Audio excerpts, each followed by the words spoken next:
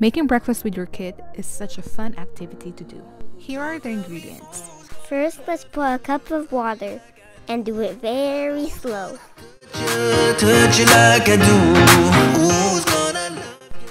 Then a cup of milk.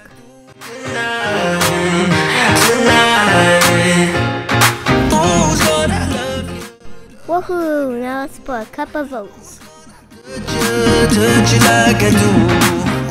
Then let it simmer in medium heat for 4 to 5 minutes. What? That's so cool!